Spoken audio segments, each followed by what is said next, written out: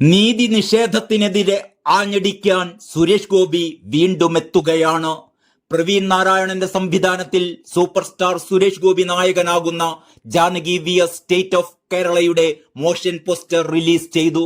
സുരേഷ് ഗോപിക്കൊപ്പം അനുപമ പരമേശ്വരൻ, ദിവ്യ പിള്ള, ശ്രുതി രാമചന്ദ്രൻ, അസ്കർ അലി, മാധവ് സുരേഷ് ഗോപി, ബൈജു സന്തോഷ് തുടങ്ങി നീണ്ട താരനിരയും ചിത്രത്തിൽ സുപ്രധാന വേഷങ്ങളിൽ അഭിനയിക്കുന്നു.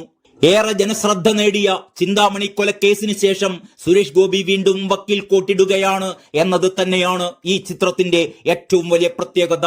1 മിനിറ്റ് 20 സെക്കൻഡ് ദൈർഘ്യമുള്ള മോഷൻ പോസ്റ്റർ വീഡിയോയിൽ സുരേഷ് ഗോപിയുടെ ശബ്ദശകലം ഉൾപ്പെടുത്തിയിട്ടുണ്ട്. എല്ലാ പൗരാവകാശങ്ങളും വ്യക്തമായി എഴുതിയിരിക്കുന്ന ഒരു ഭരണഘടന നമുക്കുണ്ട്.